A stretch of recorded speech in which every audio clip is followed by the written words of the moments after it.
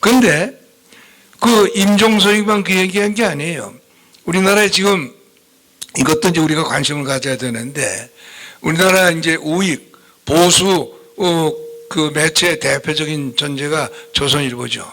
조선일보가 2, 3년 전에 통일과 나눔 그 모금을 해가지고, 기금 모금을 해가지고 상당히 그때 기금이 모금돼서, 그리고 통일과 나눔 기금이 지금 조성이 되어 있고 기금이 운영되고 있습니다. 이거 2달 전인가 큰 세미나를 했어요. 그 세미나에 통일과 나눔 기금의 이사장인가는 이아무개라는 분이 기조 연설을 했는데, 그 양반이 그런 얘기를 했더라고요. 독일에서 기독교 민주당이 통일 논의를 계속 주도해가지고 흡수 통일을 실현시켰다. 그래서 말하자면 우리도 그 당시에 독일의 기민당이 했던 것을 그 말하자면 따라서 할 필요가 있다 하는 식의 말씀을 하더라고요. 저는 깜짝 놀랐어요. 사실은요, 제가 남북대화에 종사하는 과정에서 느낀 게 흡수 통일론이라고 하는 아주 허망한 괴담입니다. 흡수 통일은 흡수하는 쪽이 주도하는 통일이어야 될 거 아니에요? 이름 그대로. 그렇잖아요. 그런데 독일 통일은 누가 주도했느냐? 서독이 주도한 게 아니에요. 동독이 주도했습니다.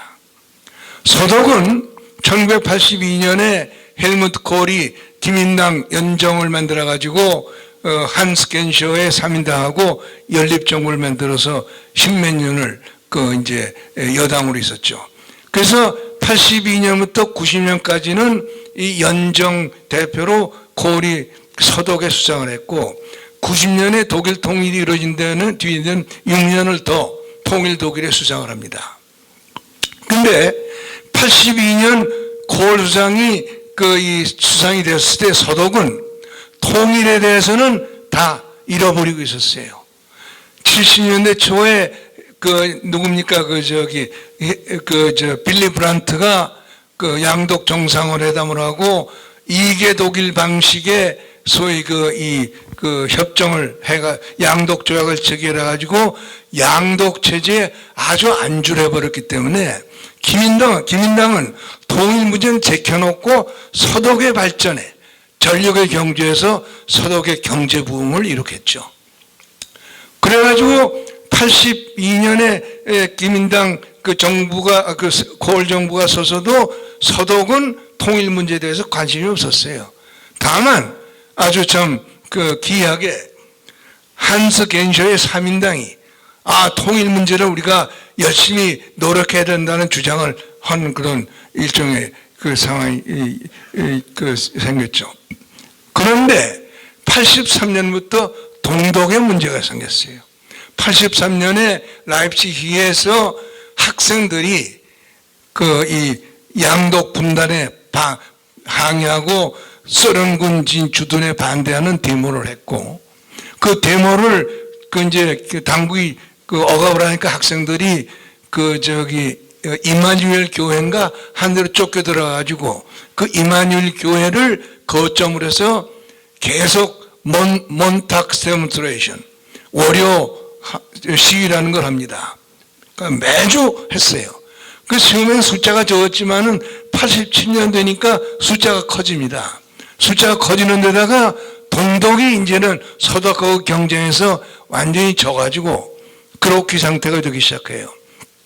그리고 이제 87년 6월에 로널드 레이건 대통령이 브란덴부르크 문 앞에 가지고 아주 대연설하죠. 이 고바체프, 당신이 정말 동서 화해에 관심이 있고 민주주의에 관심이 있다면 여기 나와서 우선 브란덴부르크 문을 열어라 하는 아주 사자우를 통하죠. 그 2년 뒤인 89년에 브란덴부르크 문이 열립니다. 어떻게 열리느냐? 동독이 무너졌어요. 그동안에 이 호네커 동독 수상은 억지로 이 데모를 진압을 하느라고 애를 썼죠. 그리고 이제 89년에는 그 고르바체프 소련 수상한테 그 당시에도 동독에는 33만의 소련군이 주둔을 하고 있으니까 소련군을 가지고 학생들 진압시켜달라는 요청을 하죠. 근데 그때 고르바체프가 아주 유명한 얘기를 합니다. 저 권역관한테 시간은 지각하는 사람들을 처벌한다. 그러니까 네가 변해야지 그 진압하라고 생각하지 말아라. 그러고는 그 묵살을 해버리죠. 그래서 결국 89년에 가니까 89년 12월 11월에 가니까 라입치히 그다음 동베를린에서 100만 규모의 데모가 열리고 거기서 동독 시민들이 Das sind ein Volk, wir sind ein Volk, wir sind das Volk. 우리는 같은 민족이다, 우리는 하나 민족이다 라고 하는 데모를 심하게 하니까 동독 시민들이 브란덴부르크에 나와서 여길 열어라 막 그러니까 동독 공산당 수뇌부가 당황해하죠. 아주 오타를 치죠. 이 동독 석yan 놈이 기자하고 만나서 얘기하다가 지금 이미 그 문이 열렸다. 그러니까 동독 시민들이 와르르 몰려가서 문을 열어버렸어요. 그래가지고 동독이 무너지는 겁니다. 그렇게 되니까 서독에서 여론이 일어나가지고 콜한테 우리가 가만히 있으면 되느냐 하고 막 압박을 하니까 콜이 11월 28일 날 유럽과 독일의 분열을 극복하기 위한 10개 방안이라고 하는 제안을 하죠. 평화통일 방안을 내놓죠. 그런데 그 평화통일 방안을 내놓으면서 이걸 가지고 직접 하자는 게 아니라 전제 조건이 있다. 뭐냐? 먼저 동독이 민주화를 해야 된다. 어떻게 민주화를 해야 되느냐? 지금 동독의 선거는 일당 선거인데 일당 선거 집어치고 다당제 선거를 해서 거기서 새로운 정부가 나오면은 이 문제를 가지고 협상을 하겠다. 이러죠. 그러니까 동독에서 아주 저항하다가 마지못해서 90년 3월에 서독이 콜이 주장한 대로 다당제 선거를 했더니 공산당은 7% 지지밖에 못 얻고 80% 가까운 지지가 기민당하고 자매 결연을 한 이제 우파 정당이 이 표를 얻어가지고 로타 디메지에르라고 하는 반공 변호사가 수상이 됩니다. 그래가지고 그러면 이제 통일 문제 가지고 협의하자 그랬더니 동독에서 협상은 무슨 협상이냐? 우리는 동독 기본법 23조에 의한 편입에 의한 통일을 하겠다. 우리는 그 동독을 해산하고 서독 들어가겠다. 그래가지고 이런 게 독일 통일이에요. 서독이 한 게 아니에요. 동독이 스스로 가게 전방을 닫고 서독으로 들어온 거예요. 서독이 그걸 받아준 거죠. 그러니까 흡수 통일이라는 건 존재하지도 않았고 흡수 통일은 독일 통일이 이루어지고 나서 북한에서 남쪽에서 혹시라도 흡수 통일 그걸 가지고 여러 가지로 공세를 가할까봐 흡수 통일 가지고 좌파 세력이 우파 세력을 공격하는 이슈로 괴담을 만들어낸 거예요. 그리고 남쪽에 지각 없는 우파 정치인들 가운데서 우리도 흡수 통일을 하자 이런 주장이 나와가지고 지금까지도 이 혼선을 일으키고 있는 거거든요. 그러니까 이게 작년 12월에 이 김정은이가 한 얘기도 무조건 통일을 포기하겠다는 거 아니에요. 김정일이가 말하는 것은 남쪽 이자들이 입만 열면 흡수 통일을 얘기한다. 우리는 이 흡수 통일 얘기하는 남쪽과는 통일 얘기 안 한다. 이게 김정은이 얘기예요.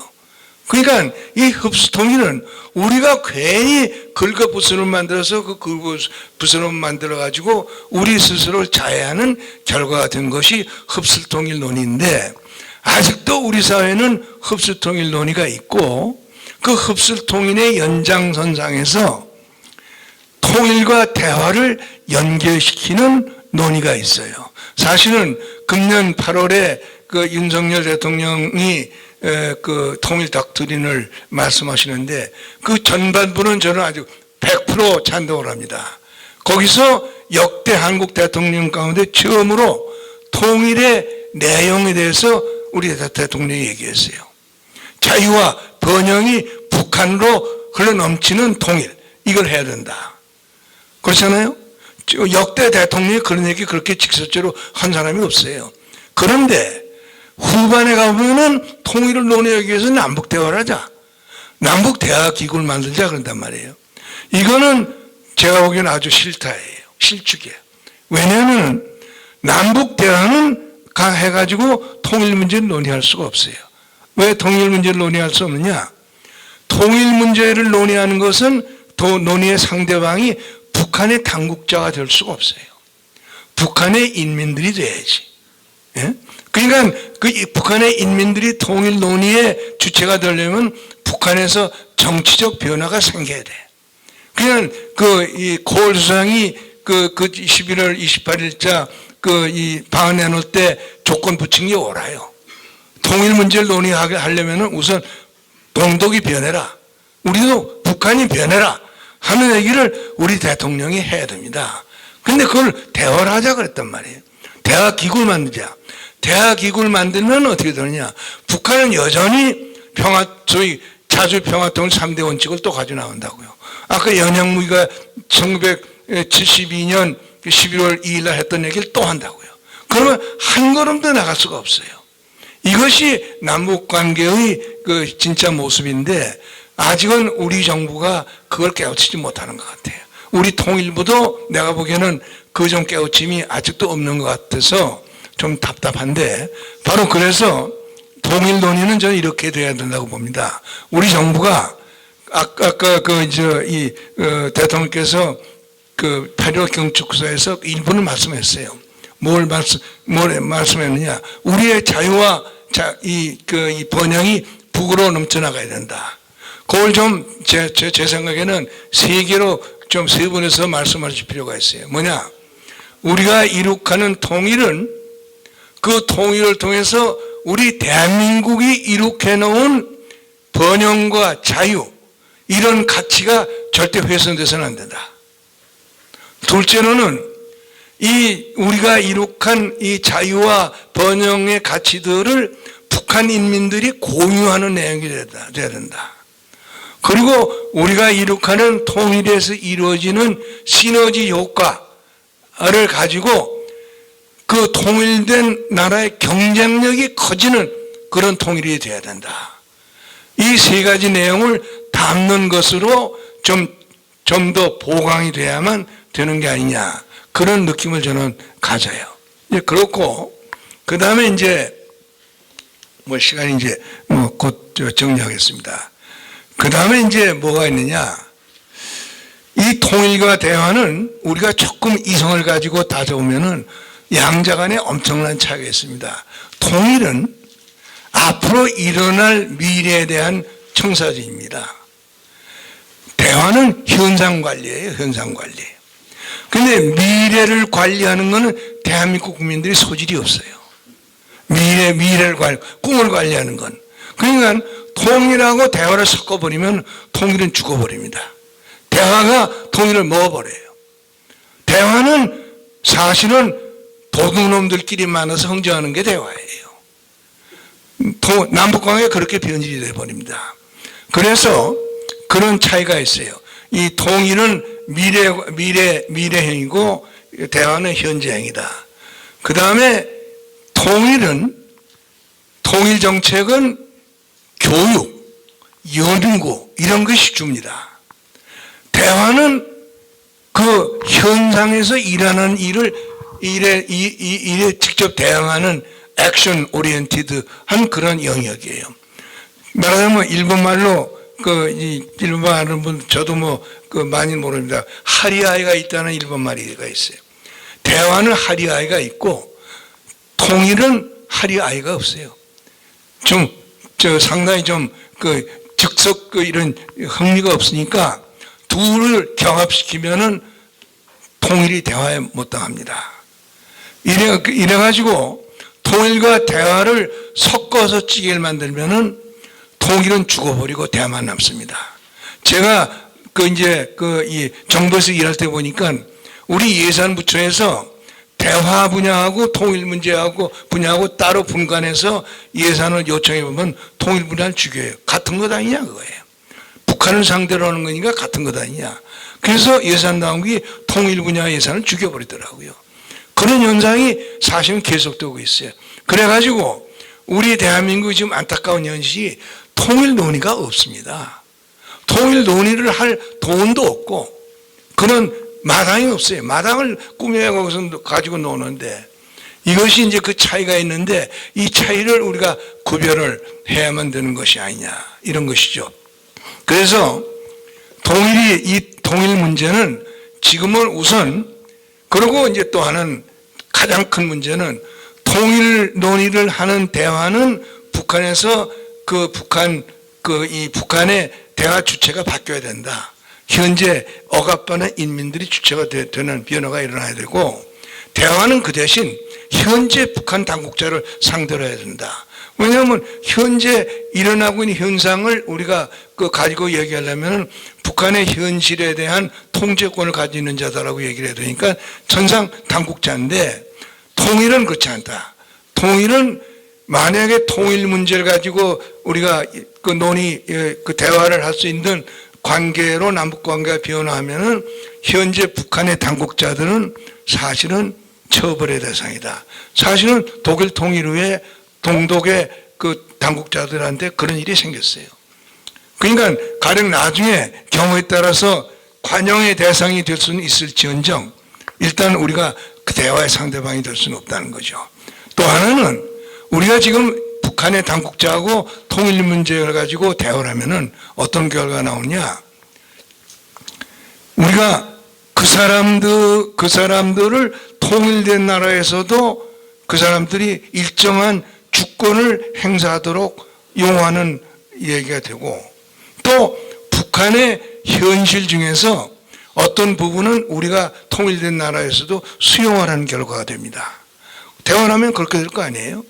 그러니까 결국 통일 문제를 가지고는 현재 북한의 당국자하고는 절대로 대화를 해서 안 되고 우리는 남북대화 플러스 알파의 수단을 가지고 북한을 변화시키는데 전력을 투구해야 되는 것이 지금 시대적인 당면 과제다. 좀 그런 생각이 들어요. 그게 이제 제가 지난 50년 동안 남북대화를 종사하는 과정에서 제가 느낀 결론이다. 이렇게 말씀을 드리고 싶고 거기에 몇 가지 사정을 붙여서 한 5분만 더 말씀드리겠습니다.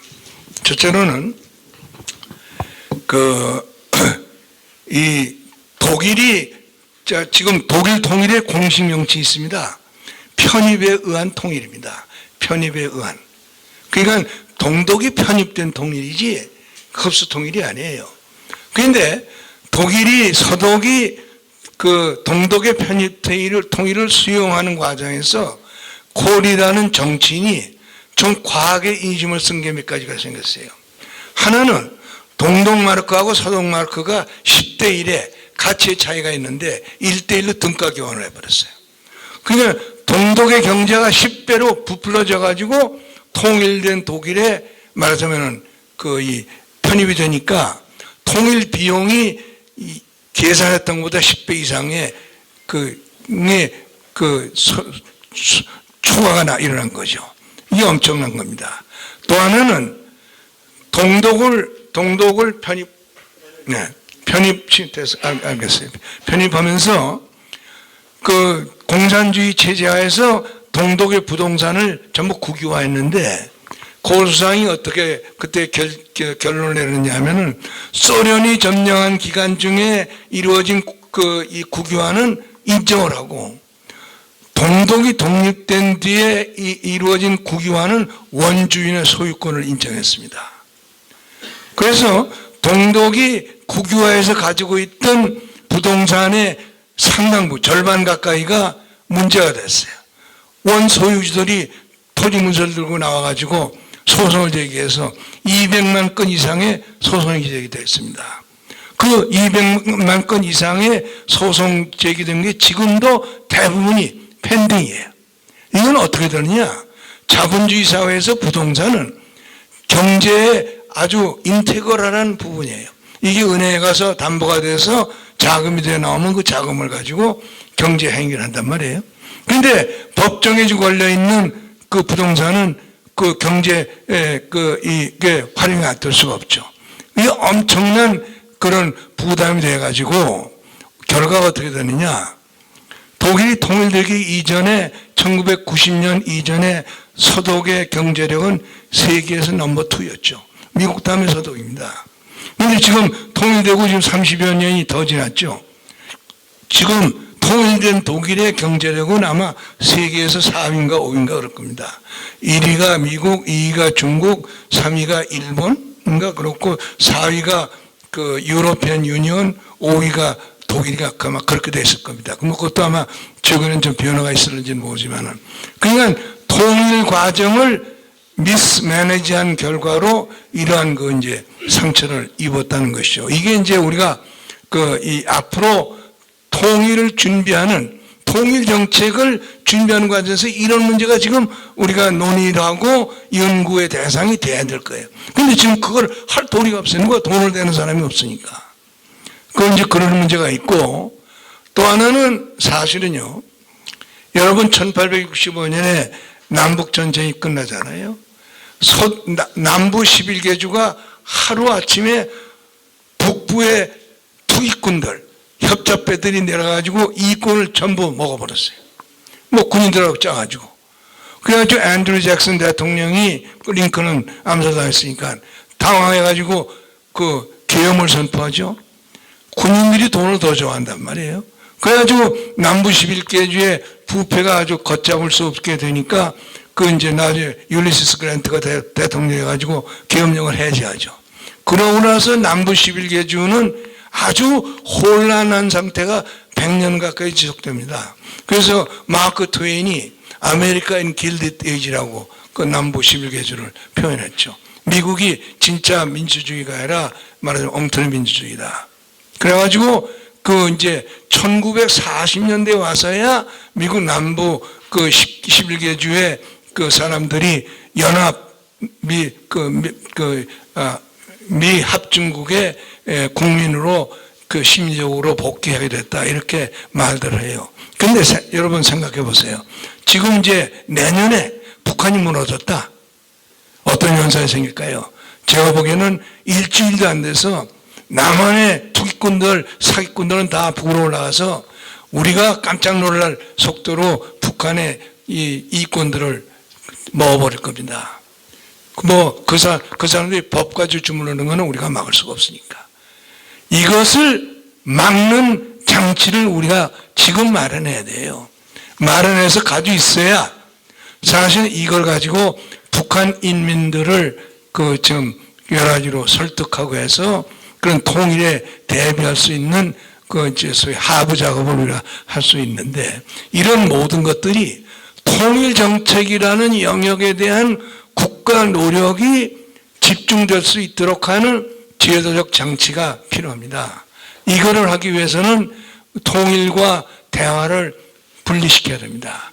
이제 이런 것을 하는 노력이 필요한 것이 아닌가 하는 생각을 저는 그동안 많이 했습니다. 오늘 사실은 시간이 너무 짧아졌기, 뭐 40분을 제가 썼으니까 짧은 시간을 합니다만은 대강 이 정도로 제가 평소에 느낀 소회를 좀 간략하게 좀 말씀드려 봤습니다. 여러분들이 이 문제를 생각하시는데 조금은 참고가 되시기를 바라면서 제 말씀을 이만 끝내겠습니다. 감사합니다.